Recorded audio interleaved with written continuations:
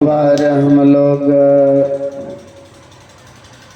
आस्था और विश्वास के साथ गुरु महाराज का जय घोष करें ताकि हम लोगों का अंतःकरण पवित्र हो जाए। बोलिए प्रेम से श्री सद्गुरु महाराज की जय। श्री सद्गुरु महाराज की जय। श्री सद्गुरु महाराज की जय।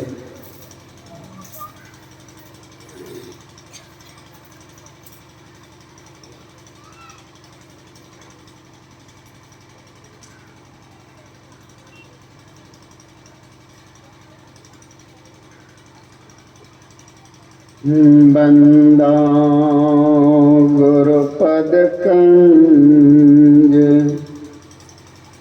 कृपा सिंधु नर रूप हरि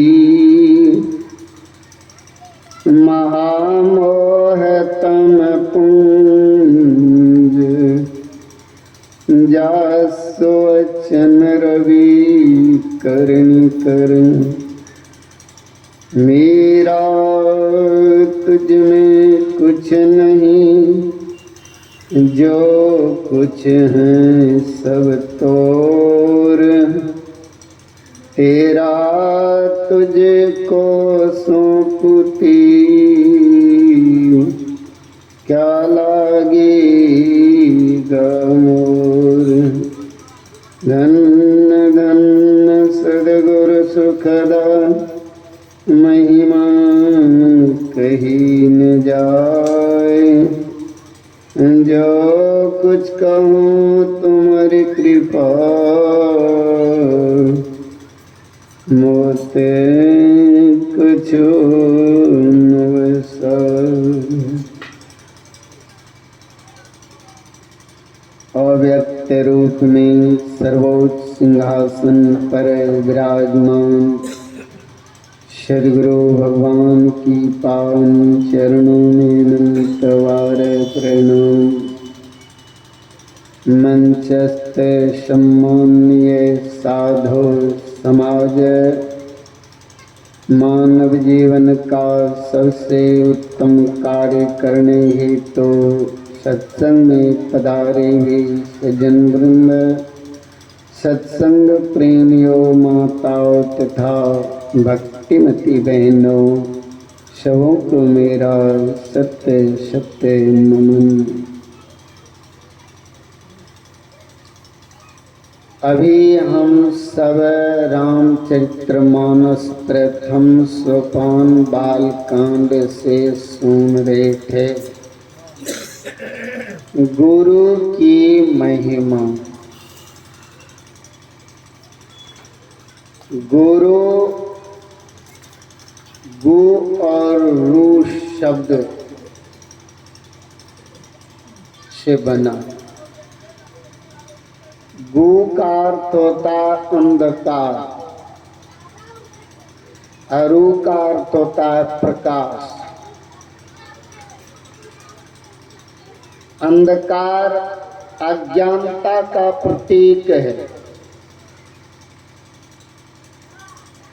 प्रकाश ज्ञान का प्रतीक है। हमारे अंदर में अज्ञानता की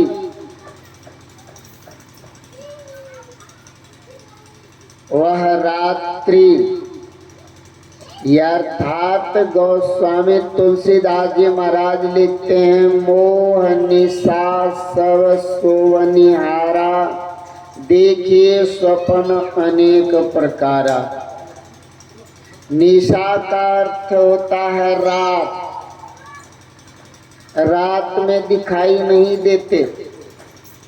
अज्ञानी जो व्यक्ति होते हैं उसको कुछ दिखाई नहीं देता। ऐसे अज्ञान में ही भूल होती है, भ्रम होता है। जब ज्ञान हो जाए तो भूल और भ्रम सब समाप्त हो जाता है। जैसे रात्रि जब सूरज का उदय होता है तो रात्रि को कोई कहते हैं चले जाने के लिए, कोई नहीं कहते हैं कि आप चले जाइए। लेकिन स्वतः रात कहाँ चली जाती है? सूरज की किरण निकलते मात्र। ठीक उसी तरह से हमारे जीवन में जो अंधकार यानी अज्ञानता भरा पड़ा है, इस अज्ञानता को कौन दूर कर सकता? एकमात्र गुरु के सिवा और कोई नहीं कर सकता। इस संसार में जो भी आए हैं सबके सब गुरु के अधीन हुए। क्यों? इसका कारण क्या है? संत कबीर साहब ने गुरु को सीढ़ी बतलाया। गुरु सीढ़ी ते उतरे शब्द भी होना होए, ताको काल घटी सिंह राख सके नहीं कोई। गुरु को सीढ़ी बना दिया। सीढ़ी, अगर आप मकान बनाते हैं ना, अगर मकान 6, 10, 5 मंजिल हो और सीढ़ी नहीं हो तो आप कैसे चढ़ोगे? नहीं चढ़ पाएंगे। अगर सीढ़ी बना दिया जाए तो 100 मंजिल भी हो लेकिन आप चढ़ जाएंगे। ऐसे हमारी अज्ञानता को दूर करने के लिए यथार्थ ज्ञान को हमारे अंदर भर देने के लिए गुरु ही होते हैं और कोई नहीं होता। इसीलिए कहा, हरि ने जन्म दियो जग माही, गुरु ने आवागमन छुड़ाई। जीव के पास आवागमन का दुख लगा हुआ। रोज हम सब गाते हैं, आवागमन सम दुख दूजा, है नहीं जग में कोई, इसके निवारण के लिए प्रभु भक्ति करनी चाहिए। केवल गुरु की भक्ति इसलिए चाहते हैं जो हमारे जीवन में अंधकार भरा पड़ा है। आंख बंद करते क्या दिखाई देता है? प्रकाश। ये अंधकार, ये अंधकार घोर नरक का निशानी है। जब तक हम लोग अंधकार मंडल में रहेंगे तब तक ही नरक में रहेंगे। इसीलिए नरक का द्वार आप नहीं खोल पाए, समाप्त नहीं कर पाए। आंख बंद किए, नरक यानी अंधकार, यही नरक है। इस अंधकार के ठीक सामने में प्रकाश है, लेकिन वह प्रकाश कैसे होगा? गुरु की युक्ति बताए बिना कोई भी अंधकार मंडल में ही देखते देखते प्रकाश होती है। क्योंकि चकवा पक्षी चांद से प्रेम करता है तो वे चकवा पक्षी क्या करते हैं? एक टक से उस चांद को निहारते रहते हैं। जब चांद छुप जाती है बादल में तो वह अग्नि में ढूंढने लग जाती और अपनी चोंच और नाखून से अग्नि को भी वह मेटते मेटते नाखून को और चोंच को जला करके उसमें अपने प्राण की आहुति दे देते, प्राण की आहुति। लेकिन प्रेम उतना ही होता है। भजनानंदियों के लिए कहा, प्रेम बिना जो भक्ति है सो निज डिम्ब विचार, उदर भरन के कारणे जन्म गमायो सार। अगर आपके पास में प्रेम है तो समझ लीजिए परमात्मा अवश्य प्रकट होगा। अगर प्रेम नहीं है तो परमात्मा नहीं मिलेगा। इसलिए प्रेम के बिना नहीं हो सकता। प्रेम क्या चीज है इसको भी जानिए। किसी को किसी वस्तु से प्रेम हो जाता है, उसमें आसक्ति हो जाती है, तो मरते समय में उसी का याद उसको सताता रहता है। इसको प्रेम कहते हैं। ऐसे अगर आपको परमात्मा से प्रेम हो गया है तो मरने के समय में भी परमात्मा की याद आपको सताएंगे। का याद सतावे साहब सुरतिया न, जब साहब की सूरत जब साधक के अंदर में सताने लगे, समझना प्रेम है। नहीं तो परमात्मा के रूप कहाँ सताते हैं, दुनिया के रूप सताते हैं। दुनिया का जो रूप है वे सब रूप प्रभु के ही रूप हैं, ऐसा नहीं किसी और का, सब परमात्मा का ही रूप है, क्योंकि सब में परमात्मा है। आज आप लोगों ने सुना, आज भगवान श्री राम की भव्य मंदिर अयोध्या नगरी में बना है और उस मंदिर में प्राण प्रतिष्ठान का कार्यक्रम आज शुभारंभ है। तो मूर्ति में प्राण प्रतिष्ठान की जाती है। मूर्ति क्या है इसको भी जानेंगे, इसका खुलासा संत मत का ज्ञान ही करता है। मूर्ति क्या है ना, संत महापुरुष कहते हैं मूर्ति ईश्वर नहीं हो सकता, मूर्ति में ईश्वर है। क्या मतलब, मूर्ति क्या है, रूप। ब्रह्म परमात्मा ईश्वर निराकार है। निराकार, निराकार का मतलब जिसमें कोई आकार नहीं, सब आकार निराकार से ही निकलते हैं।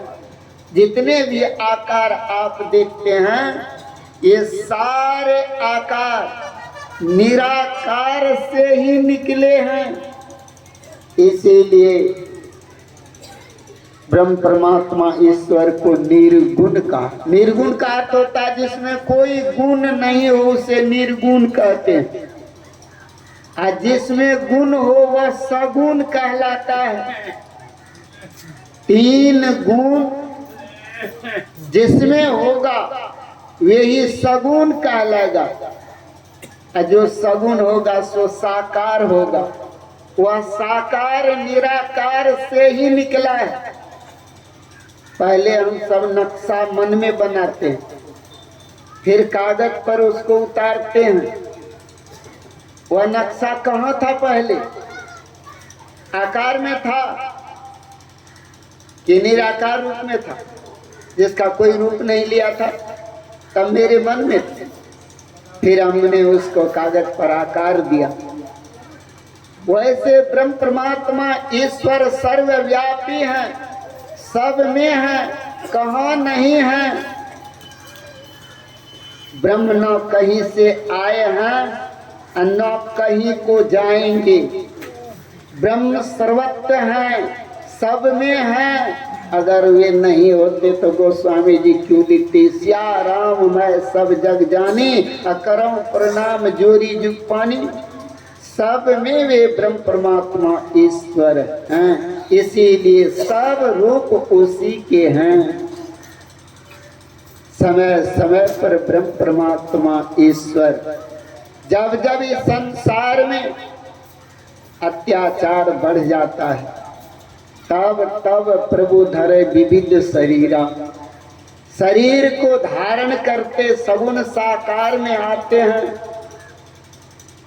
धर्म की स्थापना के लिए, गौ की रक्षा के लिए, ब्राह्मणों की रक्षा के लिए। अब ब्राह्मण किसको कहते हैं ये भी जान लीजिए। का ब्रह्म जनाति ब्राह्मण, जो ब्रह्म को जानता है उसको ब्राह्मण कहते हैं। जाति में ब्राह्मण, रावण भी आए लेकिन ब्राह्मण नहीं कहलाए। इतना विद्वान होने के बावजूद भी उसको राक्षस ही लोग कहते हैं कि न। इसीलिए ब्रह्म जो ईश्वर को जानता, चाहे वह परमात्मा ने जाति नहीं बनाई है, जाति तो हम सब बनाए हैं, परमात्मा ने जाति नहीं बनाई। इसलिए जाति विशेष की बात नहीं होती है, तब बात होती है। हमारे गुरु महाराज ने कहा जितने मनुष्य तनधारी है प्रभु भक्ति कर सकते सभी, चाहे वह मनुष्य इस देश में हो अथवा उस देश में, पृथ्वी पर अगर कहीं भी जन्म लिया है वे सब परमात्मा की प्राप्ति करने की अधिकारी है, चाहे वह हिंदू हो, मुस्लिम हो, सिख हो, ईसाई हो, बौद्ध हो, जैन हो, कोई भी, सबका एक ही उद्देश्य है ब्रह्म की प्राप्ति, क्योंकि सब में वही जीव हैं। यह जीव आत्मा परमात्मा के हैं और परमात्मा को प्राप्त करेंगे। जब तक यह जीव पीव को प्राप्त नहीं कर लेता तभी तक इस जीव को शरीर मिलता रहेगा। शरीर सब घर है, इस शरीर रूपी घर में आपने जैसा कमाई किया है वैसा ही आपको घर मिलेगा। पुण्य रूपी पूंजी जिसका जितना जमा है वह उतना सुंदर घर में। सब घर से सुंदर मनुष्य का घर है, इसलिए मनुष्य शरीर में सब आना चाहते हैं। देवता लोग भी मनुष्य शरीर पाना चाहते हैं, लेकिन देवता स्वर्ग में रह करके भी मनुष्य शरीर चाहते हैं। हम लोग यहाँ बैठे बैठे स्वर्ग की आस लगाते रहते हैं। बताइए, देव शरीर से उत्तम शरीर मनुष्य शरीर है, लेकिन हम लोग मनुष्य शरीर पाकर के परमात्मा की प्राप्ति करना नहीं चाहते, कमजोर बने हैं। हाँ, जहाँ राम होगी वहाँ काम नहीं होगा, और जहाँ काम होगा वहाँ राम नहीं होगा। मतलब इसका समझते हैं, काम अछत सुख सपने हो नहीं। ये मनुष्य शरीर काम वासनाओं को दमन करने के लिए दिया, लेकिन हम लोग मनुष्य शरीर प्राप्त करके काम वासनाओं में दबे रहते, उनसे ऊपर उठते नहीं, निकलते नहीं। इससे निकलने के लिए यह मार्ग है, इस शरीर में यह रास्ता है। इसीलिए कहा इस शरीर में स्वर्ग में जाने की भी सीढ़ी है, मोक्ष में जाने की भी सीढ़ी है, नरक में भी जाने की सीढ़ी है। जहाँ जाना हो इसी मनुष्य शरीर से आप जाएंगे। इसीलिए यह शरीर बड़ा उत्तम है। इसीलिए समझ लीजिए, हमें जाना कहाँ है, कहाँ की टिकट लेनी है, वहीं आप पहुँच जाएंगे। इसी शरीर से पहुँचेंगे, क्योंकि इसी शरीर में कर्म होती है, चाहे वह कर्म शुभ का हो अथवा अशुभ का हो, लेकिन इसी शरीर से वह दोनों कर्म होगा।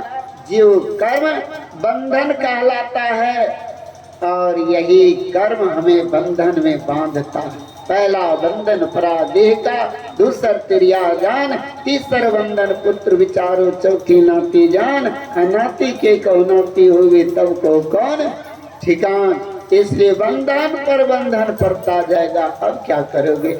इसीलिए हम लोगों को मनुष्य शरीर में रह करके बड़े ही सोच समझ करके कार्य करना पड़ता है। इसीलिए हमारे अंदर में वह काम वासना रहे नहीं, नहीं तो जिन राम की आज हम कहते हैं, जिन राम को पाना चाहते वे राम नहीं मिलेंगे। वे राम तो काम के अधीन नहीं है।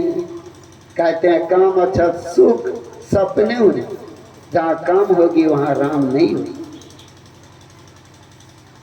लुप्त हो जाएंगे, दर्शन नहीं होगा। इसीलिए काम विकारों से रहित हो जाना। जब तक काम वासनाओं के अधीन रहेंगे इसको मल कहा।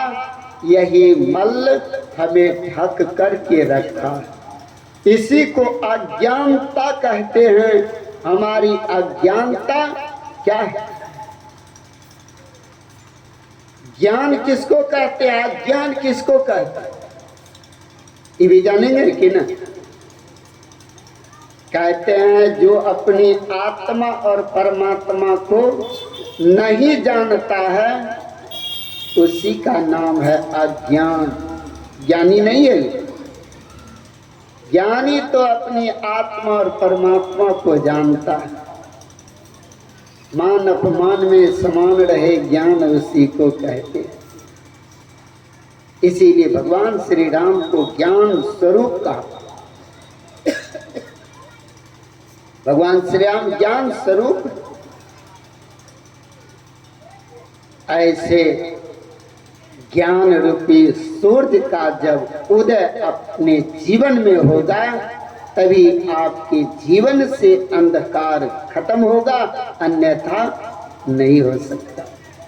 हम लोग भजन में गाते हैं, गुरु महाराज ने कहने की कृपा की, गुरु ज्ञान सूर्य रूप उनकी ज्योति अनूप, उनके नासे तम कूप भजो साध गुरु। ये ना मतलब उर्वन होता है हृदय, जिनके हृदय नयनाकाश में ज्ञान रूपी सूर्य का उदय हो गया है, वे 24 घंटा अपने अंदर में उसको प्रकाश ही प्रकाश रहता है।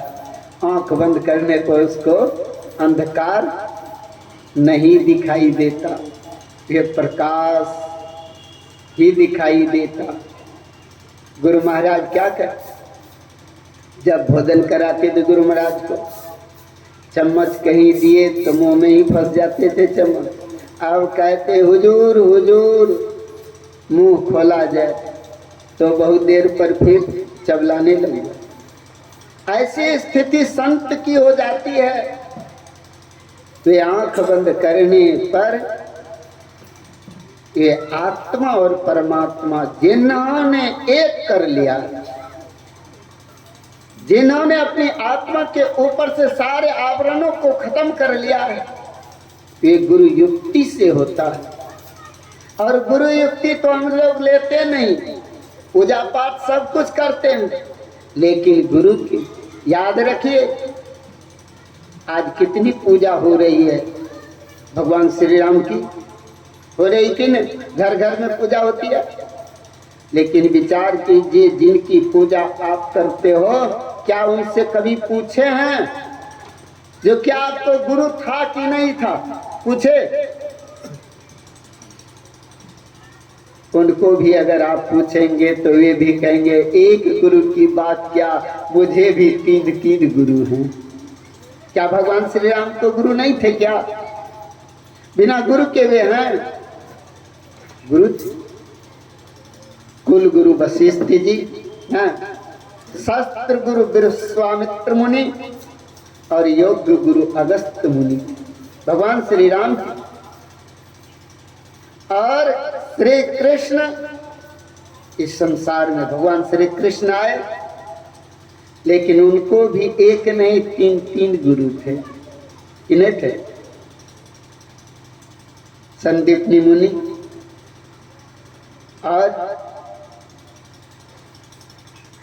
गर्गाचार्य और दुर्वासा जी। भगवान श्री कृष्ण के भी 3 गुरु याद रखिए।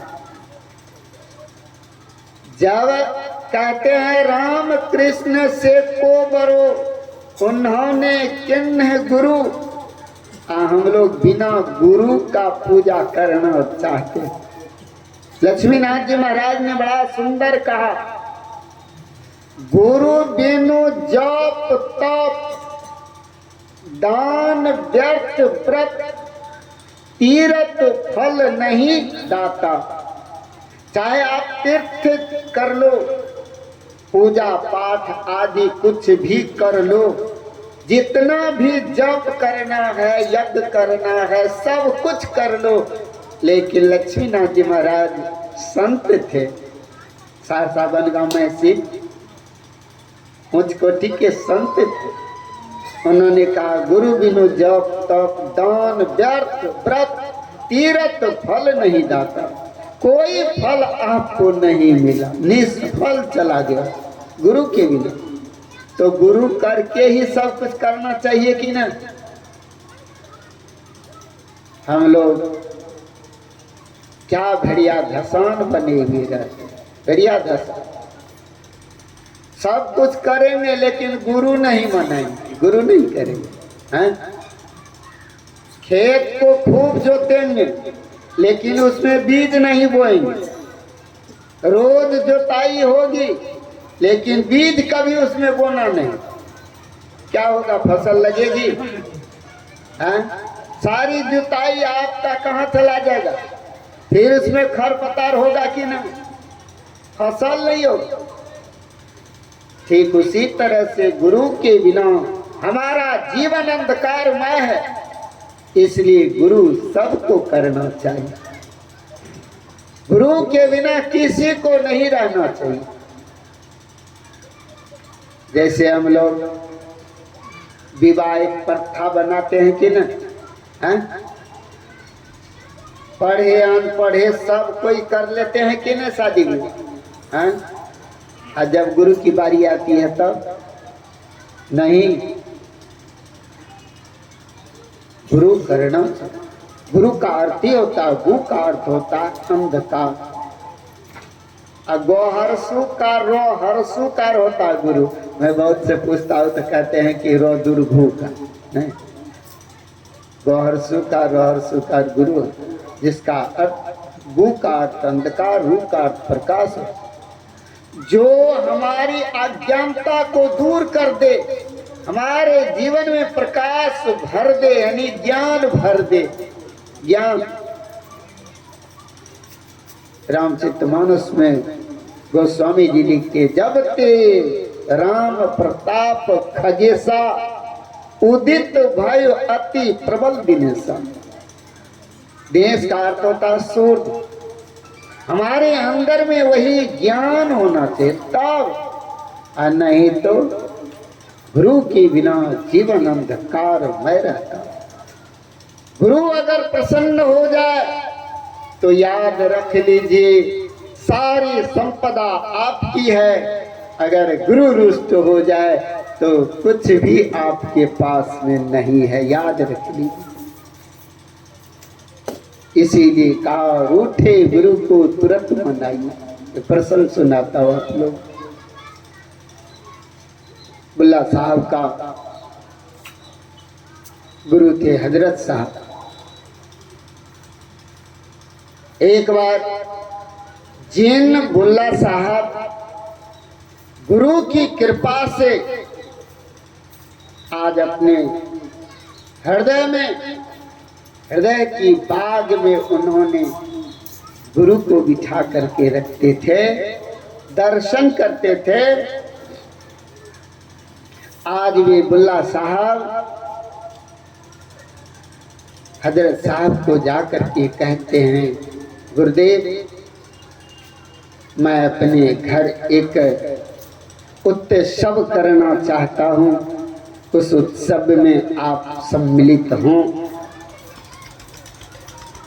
निमंत्रण दिया, गुरु स्वीकार कर लिए, स्वीकार कर ली।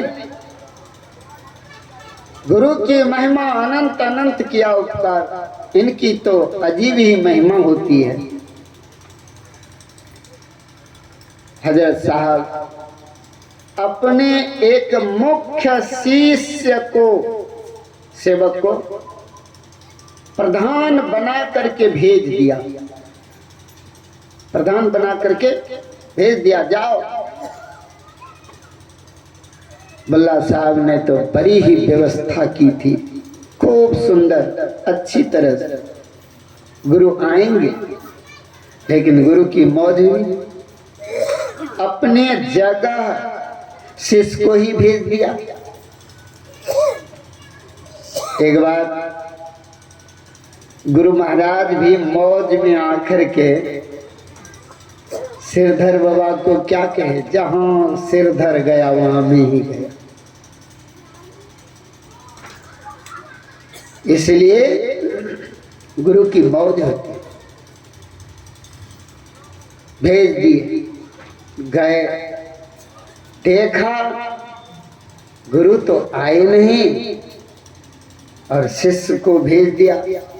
उसका कोई खातिर नहीं किया।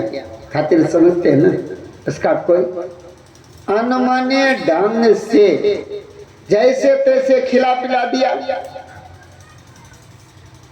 उनकी सेवा में अनदेखी की गई।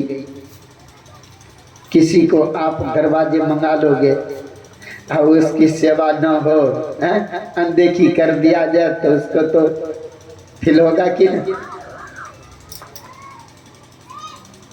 चले गए, एक रस करके छोड़ दीजिए और उठ बैठ मत कीजिए। श्री सद्गुरु महाराज की जय। इसलिए उन्होंने देखा, मुंह तो लटक गया। गुरु नहीं आए, गुरु महाराज ने क्या किए, तो शिष्य को भेज दिया। जैसे तैसे खिला पिला दिए। बेचारे वे भी दुखी मन से चले गए। हजरत साहब को कहा जाकर के, गुरुदेव आपने कहाँ भेज दिए? का क्या हुआ? मुंह बड़ा लटका हुआ, क्या तुम्हारी सेवा नहीं हुई? कहा नहीं, कुछ भी जैसे तैसे, जैसे नौकर से करवा लीजिए कुछ हो। सब काम तो नौकर से भी होता है, लेकिन पूजा पाठ आदि आई कल तक टकोदा के करवा ले से ना। चलिए, वह अपने से की जाती है, वह भार किसी पर सौंपा नहीं जाता है। बड़ी आज का अच्छा, जिन शिष्य को मैंने भेजा था और उसका जो अपमान हुआ, वह अपमान मेरा अपमान है, क्योंकि मैं भेजा था। हम भेजे, इसकी अपमान हुई तो मेरा अपमान हुआ। आज हजरत साहब ने कहा, बुल्ला जिन गुरु की कृपा से आज तू अपने हृदय की बाग में रोज मेरा दर्शन तू करता है, आज से मैं अपनी कृपा रूपी डोर को समेट लेता हूँ। देखिए, जब गुड्डी को उड़ाते हैं तो गुड्डी कहाँ कितनी आकाश में उड़ती है? लेकिन धागा को आप पकड़े रहते हैं तो लटे में धागा होती है ना, तो वहां से गुड्डी भी पास में चला आता है। ऐसे गुरु की कृपा जब हो जाए, याद रखिए, तो क्या नहीं हो सकता। 3 लोक 9 खंड में गुरु ते बरा न कोई, करता न करी सके गुरु करे सो। गुरु पूर्ण सामर्थ्य। गुरुरे ब्रह्मा गुरुरे विष्णु गुरुरे देवो महेश्वर, गुरुरे साक्षात पर ब्रह्म तस्मै श्री गुरुवे नमः। क्यों कहा? इसका मतलब क्या है? गुरुरे ब्रह्मा मतलब सृजन करने वाला, सृजन करने वाला ब्रह्मा। तो देखिए गुरु ब्रह्मा कैसे है? भक्तों के अंदर में ज्ञान को सृजन करता है। ब्रह्मा का काम है सृजन करना। और गुरु क्या करते हैं? भक्तों के अंदर में ज्ञान को सृजन करते हैं, उत्पन्न करते हैं। ज्ञान जो होता है तो गुरु की कृपा समझो। गुरु कृपा होए भाई होवे दुख न से। गुरु की कृपा होगी तब आपका दुख दूर होगा। अगर गुरु की कृपा नहीं होगी तो दुख दूर नहीं हो सकता। इसीलिए गुरु कृपा होए भाई होवे दुख न से, समाप्त हो जाए। इसीलिए आज गुरु रे ब्रह्मा यानी गुरु अपने भक्तों के अंदर में ज्ञान उत्पन्न करते हैं तो वे ब्रह्मा का काम करते हैं। और जब उत्पन्न की जाती है तो पालन होता है कि नहीं? जब साधक के अंदर में वह ज्ञान जो मर्यादित कर रहता है तो वह पोषण होता है। पोषण नहीं होता है, उसको पोषण कहेंगे कि नहीं? तो गुरु विष्णु के रूप जो पोषण करने वाला, पालन करने वाला, ये पोषण होता है। इसीलिए गुरु विष्णु के रूप है। और शिष्य के अंदर जो भी अज्ञानता भरा पड़ा होता है उसका भी संहार गुरु ही करते हैं कि ना? उसका भी संहार गुरु ही करते हैं। इसीलिए गुरु रे ब्रह्मा, गुरु रे विष्णु, गुरु रे देवो महेश्वर कहा। अपने अंदर जो भी अंधकार भरा पड़ा है इस अंधकार को समूल नष्ट कर देने की सामर्थ्य एकमात्र सद्गुरु में। इसलिए सद्गुरु सबको करना चाहिए। गुरु के बिना किसी को नहीं रहना चाहिए। ये संसार की वस्तुओं को पाने के लिए हम लोग देवालय शिवालय भागते हैं कि नहीं? जहां बहुत सी उलटफेर भी हो जाती है, हाँ? लेकिन ये शरीर ही देवालय है, शिवालय है। उपनिषद पढ़िए, बिंदुनाद महालिंगम शिव शक्ति निकेतनम देहम शिवालयम प्रोक्तम सिद्धिदम सर्वदीन। ये शरीर ही शिवालय है। इसमें मंदिर में ये क्या है? रामचरितमानस को पढ़ करके देखिए, सप्तम सोपान जो आप अध्यात्म रामायण को पढ़िएगा, कहा ये शरीर ही अवध है, आत्मा ही राम है, इंद्रियां ही वन है। इंद्रियां ही वन। क्यों कहा इंद्रियां को वन? भगवान श्री राम को 14 वर्ष वनवास हुआ था, 15 वर्ष नहीं हुए, 14 वर्ष। प्रश्न किया जाएगा क्यों 14 वर्ष? 15 वर्ष क्यों नहीं हुआ?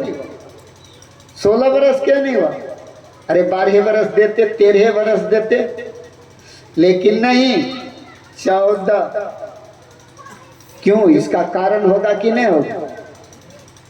14 वर्ष इसीलिए वनवास हुआ भगवान श्री राम को, क्योंकि वे राम आत्मा ही राम है। आत्मा ही राम।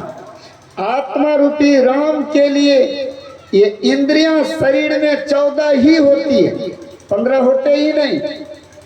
इसीलिए 14 इंद्रियां जो है यही आत्मा रूपी राम के लिए वन है। और वन का राजा कौन थे? वन का राजा देखिए, लंका में रावण रहते थे, लंकापति रावण। रावण को भगवान श्री राम मार करके आए, तब अवध में राज्याभिषेक किए हैं। हम लोग जो राज्याभिषेक करेंगे रावण को, राक्षस को मारे बिना, हैं? इसलिए राक्षस का वध किया, अब राक्षस नहीं है, तब राम राज्य होगा। तो शरीर रूपी अवध में ये सबसे बड़ा दुर्दांत राक्षस ये मन है। मन को ही रावण कहते हैं, मन को ही रावण कहते हैं। मन के हारे हार है, अब मन के जीते जी। जो मन को जीत लिया वे जितेंद्रिय कहलाते हैं, और जो मन से हार गए वे कायर कहलाते हैं। इसलिए मन के हारे हार है, मन के जीते जी। बड़े बड़े सूरवीरों को देखा है, लेकिन एकमात्र मन और मन के विकारों को जिन्होंने हराया है, ऐसे वीर तो बिरले होते, बिरले। उसको वीर नहीं कहते, जो अपने इंद्रियों पर विजय प्राप्त कर लिया है उसको वीर नहीं कहते, उसको महावीर कहते ना। कहते कि ना महावीर। एक नाम महावीर का हनुमान ही है। हनुमान उसी को कहते हैं जिसका मन हनन किया हुआ हो, अर्थात जिसके मन में संपूर्ण विकार खत्म हो गया, वे ही हनुमान है। ऐसे ही हनुमान को राम का भी दर्शन होता है कि नहीं? वे ही राम के परम भक्त बन सकता है जो पूर्ण रूपेण से निर्विकारी हो गए, जिसके अंदर में विकार भरा पड़ा है ठोस ठोस करके। वे तो राम का मूर्ति भी बना करके, समझ गए, बन जाते। देखिए आज कितने हनुमान जी रोड पर कुदक रहे होंगे, है कि नहीं? कितने राम रोड पर अभी होंगे, बताइए। लेकिन जरा विचारिए असल में क्या है। इसीलिए कहा मूर्ति जो होती है, मूर्ति ईश्वर नहीं है, मूर्ति में ईश्वर है। इसका मतलब है इस रूप में परमात्मा ने कभी आया था, आए कि नहीं आए? आया था और कुछ काल रहे और फिर पुनः इन शरीर से दूसरे शरीर में चले गए, दूसरे शरीर में चले गए। फिर पुनः ऐसे जब जब होवे धर्म के हानि, बाढ़ असुर अधम अभिमानी, करे अनीति जय नहीं भरनी। ऐसे समय समय पर परमात्मा आते गए, इसलिए सब रूप उन्हीं के। 52 अवतार जानते हैं कि नहीं? सब अवतार उन्हीं के। वह एक ही एक ब्रह्म, ब्रह्म का खंडन नहीं होता, मात्र ब्रह्म परमात्मा ईश्वर एक है। अनेक होने की सामर्थ, अनेक से एक होने की भी सामर्थ, ऐसे ब्रह्म परमात्मा ईश्वर ने संसार रूपी मेला लगाकर, हम मेला के नायक भी वही है, सब कुछ। इसीलिए ब्रह्म को करता और धरता सब कुछ कहा। इसलिए सब ब्रह्म के ही आज आश्रय है, सब। इसीलिए ब्रह्म सर्वोपरि, वे ही ब्रह्म परमात्मा ईश्वर हमारे अंदर ये आत्मा के रूप में विराजमान है। हम कहाँ ढूंढो जा करके ब्रह्म परमात्मा ईश्वर को? अरे बैठ जाओ, यही मिल जाएंगे। एक प्रसंग आप लोगों को सुनाता हूँ, फिर बुल्ला साहब के प्रसंग में है, याद दिलाइएगा आप लोग भी। हाँ, तो फिर आएंगे इस प्रसंग पर। देखिए, हाँ, भगवान श्री कृष्ण एक बार क्या किए, भगवान श्री, समय तो कम है लेकिन अब समाज स्वरूप में इनको अब सुनाइए देंगे तभी, अब फिर, है ना। भगवान श्री कृष्ण एक बार क्या किए, पूर्णमासी के दिन मध्य रात्रि को ब्रज से निकलकर और उपवन में चला गया। उपवन बगीचा में एक वृक्ष के आड़ में छुप करके अब भगवान श्री कृष्ण क्या किए, तो बांसुरी धुनी किए, यानी बांसुरी को बजाए। और जब बांसुरी बजाए भगवान श्री कृष्ण, तो ब्रज में जितने भी गोपियां थी सब के सब उस ध्वनि को सुन करके भगवान श्री कृष्ण के पास चले आए। भगवान श्री कृष्ण के पास चले आए। ब्रज में गोप भी थे, गोप और गोपी होते कि नहीं? लेकिन भागवत कहता है केवल गोपी ही सुनी है, गोप नहीं सुनी। क्या गोप ब्रज के बाहरा थे क्या?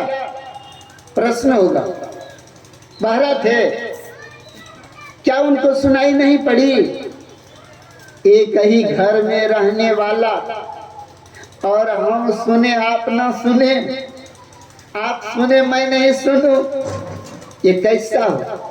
तो देखिए, असल में गोप कहते हैं किसको और गोपी कहते हैं किसको, ये समझ में आ जाएगी तब हम लोग समझ लेंगे। ये मन जो है ना, ये शरीर ही ब्रज है। अब ब्रजमंडल कितने कोस की थी? ब्रजमंडल 84 कोस की थी, भागवत ऐसा बतला रहा। ये शरीर 84 लाख प्रकार के शरीर में भ्रमण करते हैं कि? इसलिए शरीर रूपी ब्रज जो है ना, इस शरीर रूपी ब्रज में मन ही गोप है, अचेतन आत्मा ही गोपियां हैं। चेतन आत्मा ही गोपियां हैं। चेतन आत्मा ही हमारे अंदर जो परमात्मा की शब्द होती है, शब्द ही ब्रह्म है, अब्रह्म ही शब्द है। ऐसे ब्रह्म का शब्द जो हमारे अंदर में हो रहा है, वह शब्द को गुरु युक्ति से हम सुन सकते हैं। श्री कृष्ण ब्रह्म है और ऐसे ब्रह्म की मधुर शब्द यानी ध्वनि हो रही है। वह ध्वनि को कौन सुनेगा? मन रूपी गोप नहीं सुन सकता। कभी सुनेंगे? नहीं सुनेंगे। तब मन रूपी गोप नहीं सुनेगा, तब यही एकमात्र चेतन आत्मा रूपी गोपी ही उस परमात्मा के शब्द को सुनेगा। जब तक चेतन आत्मा मन के साथ रहता है, तभी तक उन ना तो शब्द को सुन सकता है और ना ही उनके प्रकाश को देख सकता है। ज्योतिर्मय परमात्मा ज्योति के समान यानी प्रकाश समान ना, कहते चिदानंद मैं देह तुम्हारी। चिद का अर्थ होता है प्रकाश, समझ? प्रकाश, चिद माने प्रकाश। प्रकाश स्वरूप ब्रह्म परमात्मा ईश्वर जो है, ऐसे ईश्वर को आप अपने अंदर में कैसे प्राप्त करोगे? हम तो मन के संग में रहते हैं, जिसके कारण वह धूमिल पड़ा है। यानी एक महात्मा जी प्रवचन कर रहे थे, श्रोता भी सुन रहे थे, तो पारसमणि की बात कही, समझ? पारसमणि की बात कहते, पारसमणि से लोहा भी छू करके सुंदर सुहावना सोना बन जाता। श्रोता उठकर खड़े हो गए, कहा महात्मा जी आप तो झूठ बोलते हैं। कहा कैसे? कहा मेरे पास वह पारसमणि पत्थर है। तो काफी कहा लोहा के बक्सा में रखे हैं, आज तक लोहा का बक्सा सोना नहीं बना है। कहा नहीं बना। कहा नहीं। तो कहा किस तरह रखे हुए? का 7 तह कपड़ा में उस पत्थर को लपेट कर लोहा के बक्सा में रखा है। देखिए गुरु की जुक्ति कहाँ कहाँ पर काम आती है कि? तब कहते हैं मूर्ख, जड़ा हुआ कपड़ा को हटा करके तब रख देना। तो गए कपड़ा को हटा करके जैसे सटाया तो ये भी क्या बन गए? सोना बन गए। बक्सा भी सोना बनो। अरे ये मनो शरीर रूपी बक्सा में जो ये न चेतन आत्मा के ऊपर जितने भी शरीर रूपी कपड़ा का आवरण है, सारे आवरणों को उतार दो ना, तो यह तो परमात्मा को ही तो क्या कहते हैं, लाल कहो। कबीर साहब ने कहा, लाली मेरे लाल के जित देखो तित लाल, लाली देखन मैं गया मैं भी हो गया लाल। इसीलिए ब्रह्म परमात्मा ईश्वर के ही तो ये है। इसीलिए पारस मैंने, पारस को किसने दिया? संत ही असल में वह पारस है। जो कोई उसके पास जाते हैं वे उनको अपना ही बना देते हैं कि ना। इसीलिए गुरु कभी शिष्य नहीं बनाते। गुरु जब भी शिष्य को अपने जैसे यानी गुरु ही बना देते हैं। याद रखिएगा, गुरु ही बना देते हैं।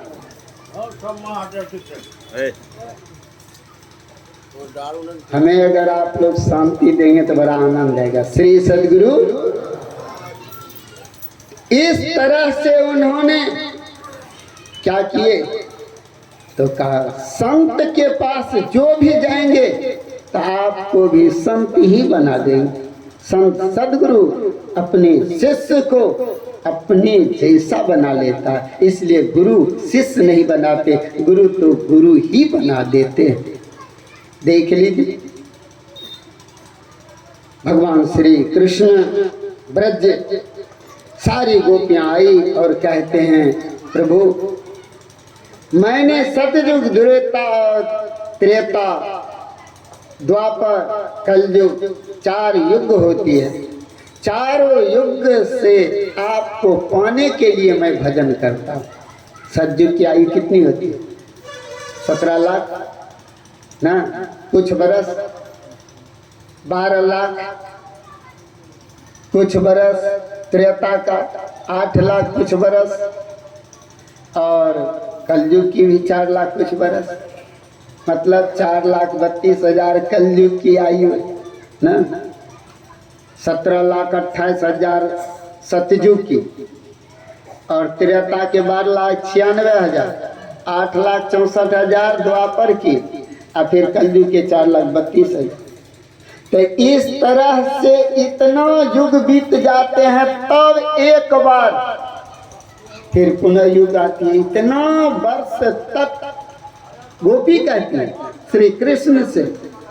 जब श्री कृष्ण ने कहा अब दर्शन हो गया, तुम लोग अपना अपना काम में जाओ, ब्रज को जाओ, अपने अपने काम में लग जाओ, तो गोपी कहती है, प्रभु युग को बिता दिया केवल तुमको पाने के लिए, अब तुम्हारे पास आ गया, अब तू यहाँ से कहते हो चले जाओ, ये ऐसा संभव नहीं हो सकता। इसीलिए अब जाने वाले नहीं हैं। देखिए ये रहस्यमय प्रश्न, कहा नहीं जा सकता, कहा नहीं जाओगे, कहा ठीक है रहो। सारी गोपी घेर करके श्री कृष्ण बीच में ले लिया, चारों तरफ से घेर लिया। देख जैसे अभी घेर लिया। लेकिन ब्रह्म परमात्मा ईश्वर जो होते हैं, अहंकार से सब कुछ भी, इनसे जब अहंकार आ जाएगा तो सब कुछ खत्म हो जाएगा। एक गोपी के मन में हुआ जो अब श्री कृष्ण हमारे हैं, हमारे बीच से कहीं नहीं जाएंगे। इतना ही अहंकार हुआ कि भगवान श्री कृष्ण अलोपित हो गए, गायब हो गए। फिर गोपी लोग बेचैनी में कहते हैं, हे कृष्ण कहाँ छोड़ करके चले गए। बहुत रोने लगे, रो रो करके अपना बुरा हाल कर लिया। तब जा करके एक गोपी ने फिर कहा, कहाँ ढूंढूं कृष्ण को, थक गया मैं ढूंढते ढूंढते, अब हम क्या करें। तो एक वृक्ष के नीचे बैठ करके श्री कृष्ण का ध्यान किया। देखिए ध्यान किया, और ध्यान करके श्री कृष्ण को प्राप्त किया, मूर्ति का ध्यान किया। अभी आप लोगों ने सुना एकलव्य ने गुरु की मूर्ति को बना करके और उसको देख देख करके ज्ञान को प्राप्त किया है? लेकिन उसका अंगूठा काट लिया। क्यों? प्रश्न पूछा था कर्ण ने, कहा था देखिए हम में और अर्जुन में एक अंतर है। कहा क्या अंतर है? कहा एक ही अंतर, जो कि आप केवल अर्जुन के गुरु हैं, मेरे नहीं, मेरे नहीं। मैं परशुराम से कर्ण, जितना शक्ति उसके पास है उतना मेरे भी पास, लेकिन एक है जो आप उनके गुरु हैं और हमारे गुरु ने। और प्रश्न किया जो आपने अंगूठा क्यों लिया? तो द्रोणाचार्य ने कहा अंगूठा मैं दक्षिणा में यह नहीं लिया, उन्होंने मेरी विद्या को चोरी की थी।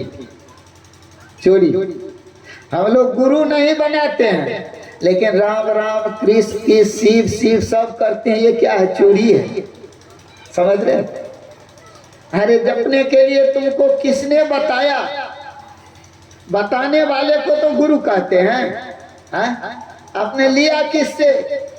गुरु सब नहीं होते हैं, सब होते हैं, सब नहीं होते हैं। इसीलिए गुरु जो हमारे अंदर में सारे अंधकार को मिटा दे, मेरी अज्ञानता को दूर कर दे, ऐसे को गुरु कहते हैं। ऐसे गुरु के पास क्या किए? चोरी की, छुपे ना, छुप कर। चोरी उसको कहते हैं बिना पूछे किसी का सामान लोगे तो वह चोरी ही कहलाता है। किसी का सामान चोरी ही कहलाए। इसीलिए याद रखिए,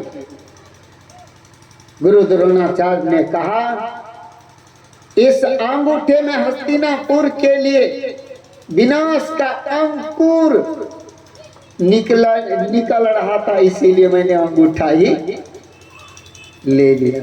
अब देखिए जिनको उन्होंने सींचा था, आज उन्हीं के लिए उन्होंने उन्हीं से विद्या प्राप्त करके ना, और उन्हीं के ऊपर करना चाहे तो क्या हो, इसीलिए उन्होंने अंगूठा दान दिया। हम लोग बहुत ज्ञान इतना गहन है जो जल्दी समझ में नहीं आता, लेकिन हम अज्ञानियों के संग ऐसा कर लेते हैं जो नहीं करना चाहिए था। वे ही ज्ञान हमको उलझा उलझा करके, भटका भटका करके हमको रखते हैं, हम भी उलझ जाते हैं। सब अपने ही स्वार्थ के पीछे सब अपना अपना रोटी सेकने का काम करते हैं सब। इसीलिए स्वार्थ खत्म हो जाएगा तो निस्वार्थ भाव से रहोगे तो भगवान के पास कोई स्वार्थ नहीं। स्वार्थ तो जीव में। आज भी श्री कृष्ण की ध्यान किए, फिर प्रकट हुए, फिर वह उसी गोपी का नाम है राधा। समझ गए? और राधा राधा जो जपते हैं तो क्या होता जानते हैं? धारा धारा होने लग जाती है। और धारा कैसे होती है? अटूट होती है धारा ना, ऐसे अटूट धारा होती। धारा धारा के हमारे गुरु महाराज ने पदावली में लिखने की, आया स्फोट वही, उद्गीत वही, ब्रह्मनाद शब्द ब्रह्म ओम। पढ़िए ना, अव्यक्तनादि अनंत जय आदि मूल परमात्म जो ध्वनि स्फुटित पराधारा, जिनसे कहिए स्फोट है। ऐसे जीव आत्मा परमात्मा की, ऐसे हमें उन्हें मिला देने के लिए, इसलिए भगवान श्री कृष्ण जो गोपी का प्रसंग है ये प्रश्न कहने का भाव था, भाव यही जो अपने अंदर में ये शरीर ही मंदिर है, मस्जिद है। जो भी समझो यह शरीर ही मेरा देवालय शिवालय सब कुछ है। जब भी दर्शन होगा इसी शरीर रूपी मंदिर में आत्मा रूपी राम का दर्शन होगा, कृष्ण का दर्शन होगा, शिव का दर्शन होगा, क्योंकि वे ब्रह्म सब एक नाम है। अनेक नाम से पूछते हैं, लेकिन वह है एक। नाम अनेक लोगे लेकिन वह ब्रह्म एक है, क्योंकि अनेक रूप में आने के कारण ही अनेक नाम से जाने जाते हैं, लेकिन अनेक ब्रह्म है नहीं, वह ब्रह्म एक ही एक है। इसलिए सारे नाम को एक में जोड़ लो। वह एक में जोड़ने वाले जो होगा सो गुरु है। इसीलिए सब नाम गुरु नाम, सब रूप गुरु रूप। इसलिए गुरु को सर्वश्रेष्ठ कहा, गुरु से बढ़कर के और कोई हो ही नहीं सकता। इसलिए कहा गुरु पूजे सब देवन पूजे, और न तू जो देवा। गुरु की भक्ति कर लोगे तो यह जीव को मुक्ति मिल जाएगी। मुक्ति का अर्थ छुटकारा होता है। छुटकारा किससे मिलेगा? जन्म और मृत्यु से आपको छुटकारा मिल जाएगा ना, दुख दूर हो जाएगा। इसी दुख के कारण तो हम लोगों को बारंबार जन्मना और मरना पड़ता है। ऐसे जीवन जीते हैं, इसलिए सुख दुख का अनुभव करते हैं। ऐसे दुख से मुक्त हमें करने के लिए एकमात्र गुरु की जरूरत है, और अपने अंदर में भजन करने की जरूरत है। बाहर में अगर भगवान श्री राम दर्शन दिए किसको? गोस्वामी तुलसीदास जी महाराज को, लेकिन वह दर्शन से उनको शांति मिली। क्या कहा? चित्रकूट के घाट पर परे संतन की भीड़, तुलसीदास चंदन घिसे तिलक ले रघुवीर, उससे शांति नहीं आई।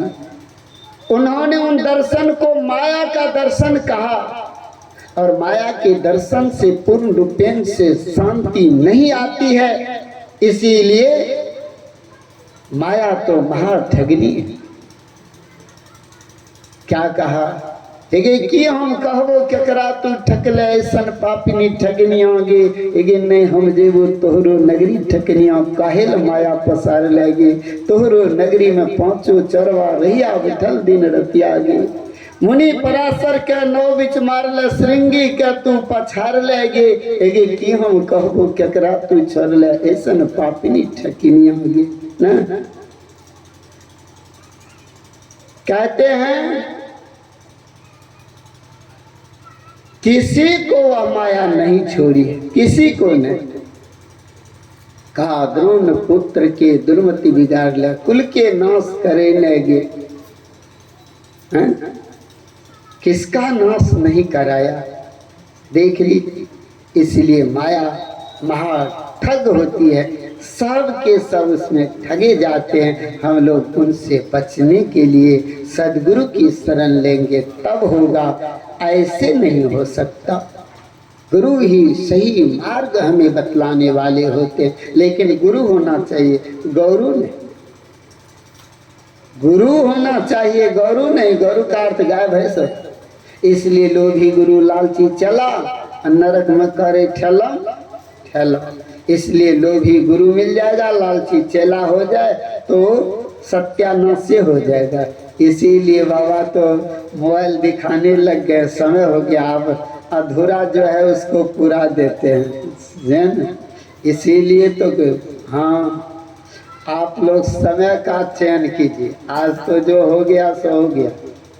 ये कार्यक्रम पूरा भारत देख रहा है, अभी देख रहे हैं, और पूरे इस लाइव में सब देख रहे हैं। इसलिए केवल यहीं पर आप लोग जो देख रहे हैं सो नहीं, बहुत तो देख रहे हैं अपने अपने घर में मोबाइल पर। इसीलिए समय का भी सब कुछ पाबंद तो है ही, लेकिन इतने आप लोग श्रद्धा युक्त होकर के जो सत्संग कराए हैं, तो कल 2 टाइम तो बची है ना। हमें तो जितना समय देंगे उतना सेवा कर दें, है ना। तो बोलिए प्रेम से श्री सद्गुरु। ये प्रसंग को थोड़ा समाप्त कर देते, नहीं तो क्या कहेंगे, बाबा बीच ही में छोड़ ना। तो चलिए, उधर नहीं जाना है। तो मैं आप लोगों को सुना रहा था, ऐसे भगवान श्री कृष्ण जो गोपी को ज्ञान दिया, जो मैं सर्वव्यापी हूँ, सब जगह हूँ, किसी भी समय तू मुझे पुकारोगे तो मैं हाजिर हो जाऊंगा। ऐसे भक्तों की विपत्ति को दूर करने के लिए भगवान क्या करते हैं, जब पुकारोगे तब तुम्हारे साथ होगा। लेकिन यहाँ कितना हो मित्रता कर लो, समाज में किसी से अगर विपत्ति आ जाए तो वह तुम्हें छोड़ करके भाग जाएगा, कोई तुम्हारे पास नहीं रहेगा, लेकिन परमात्मा तुम्हारे पास होंगे। इसलिए कि परमात्मा आपके हैं, आप परमात्मा के हो, इसीलिए परमात्मा आपकी रक्षा पल पल करते हैं। गुरु की रक्षा से आप चारों तरफ से सुरक्षित। ऐसे गुरु की सेवा करनी चाहिए।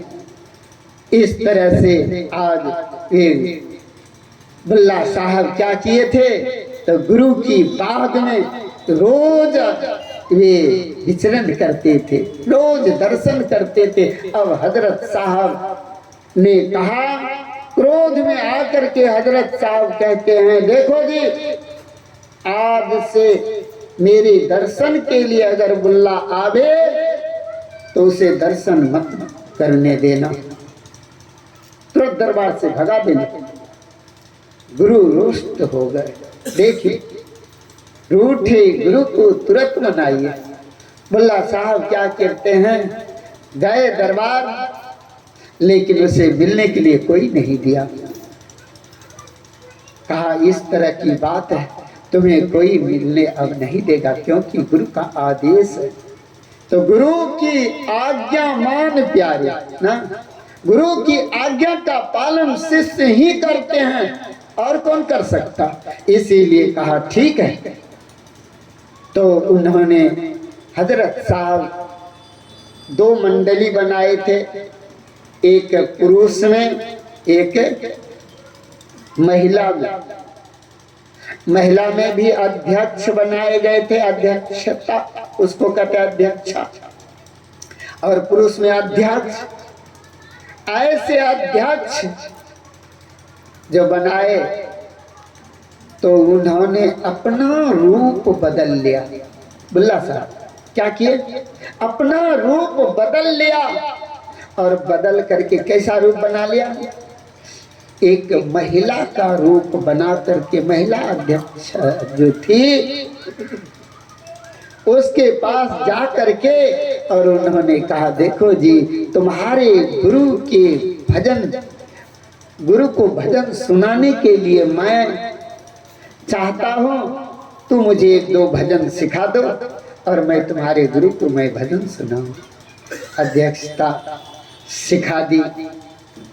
और उन्होंने क्या किया, जब बारी आई भजन सुनाने का, अध्यक्षा गई अंदर, उसके पीछे पीछे ये भी गए लाट में।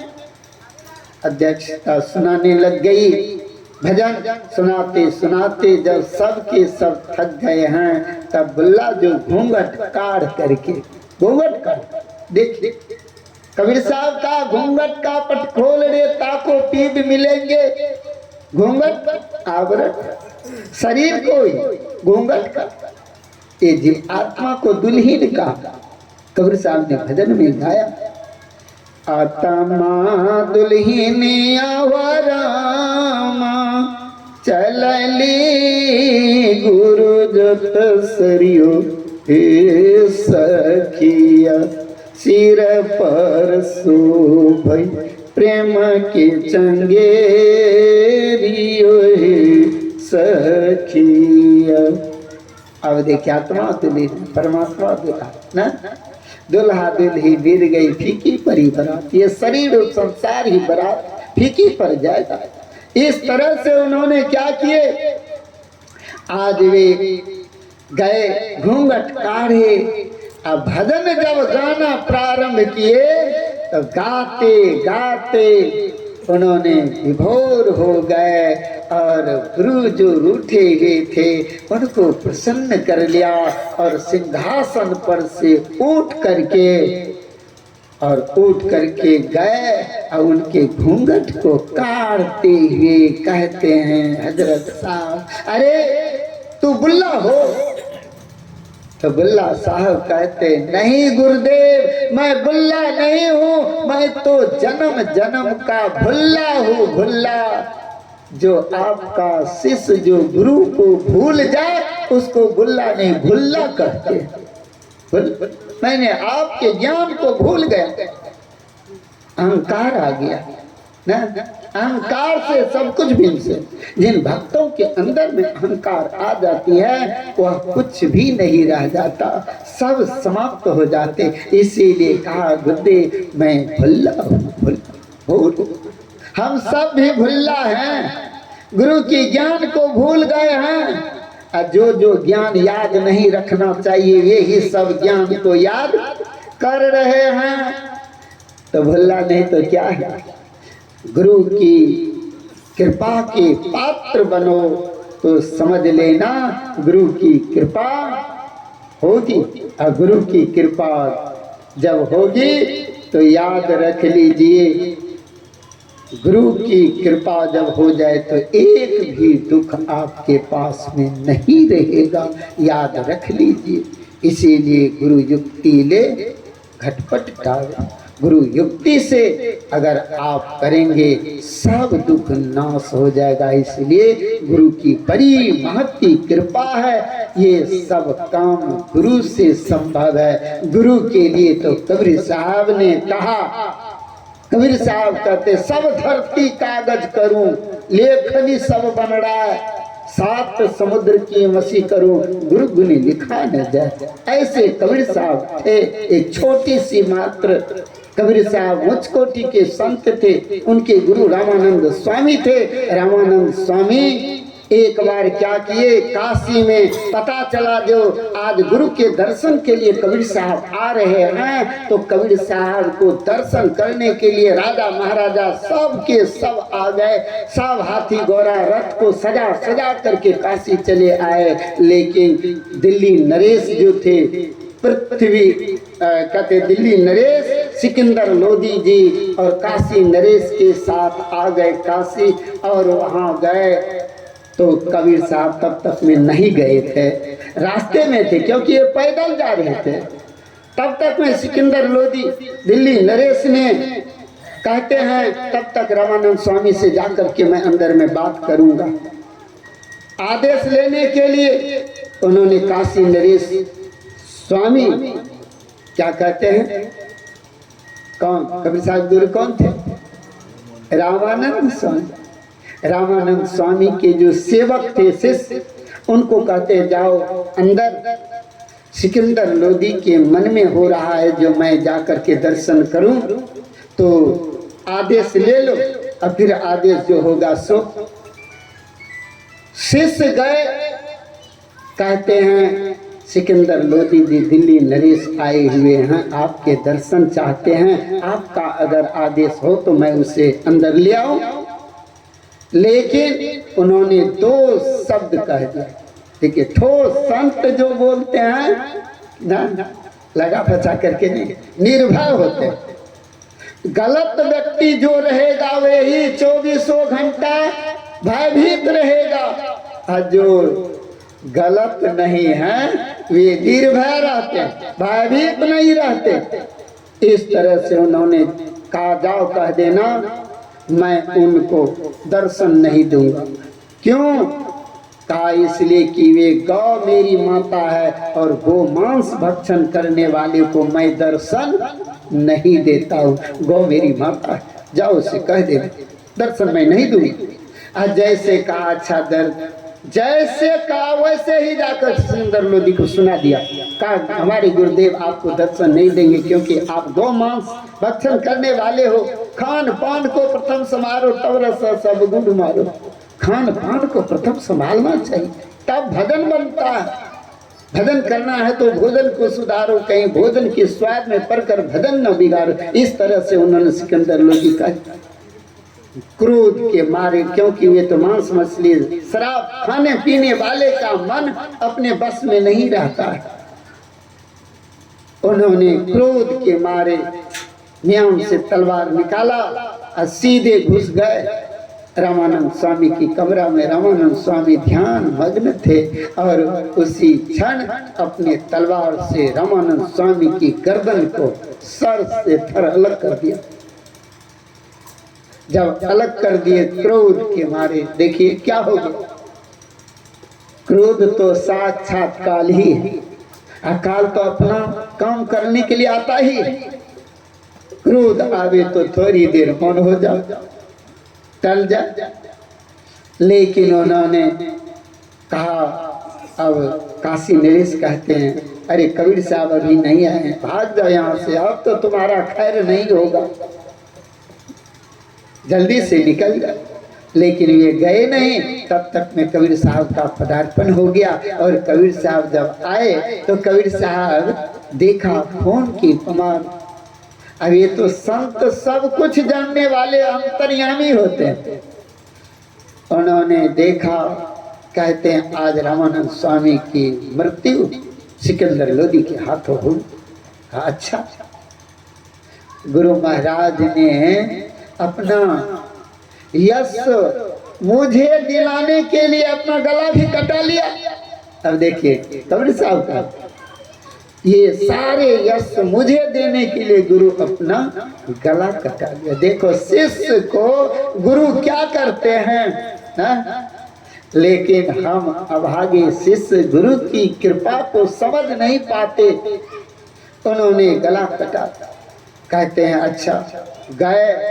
कबीर साहब ने कहा गुरुदेव संध्या समय हो गया, संध्या समय का बेला हो गया, गुरुदेव उठिए भजन कीजिए। और शिष्य की बात को सुन करके जो सर अलग है धर अलग है, दोनों आकर के जुट गए, वे भी बैठकर ध्यान करने लग गए। ऐसे संत सदगुरु होते हैं अपने शिष्य को, इसलिए कहा गुरु गुरु चला चिन्नी। वैसे नहीं, गुरु की कृपा से होती है। गुरु कृपा होई भाई होवे दुख न से। इस तरह से अब तो हमें जो समय बांध देते हैं तो पैबंद तो हो ही जाते हैं, तब आगे स्फूर्ति आती नहीं। लेकिन गुरु की बड़ी ही रहस्यमय प्रसंग अब आपको सुनाते। लेकिन अब तो कल तो मैं अपनी वाणी में यही विराम देता हूँ। गायक जी से अब भजन सुन लीजिए, फिर कल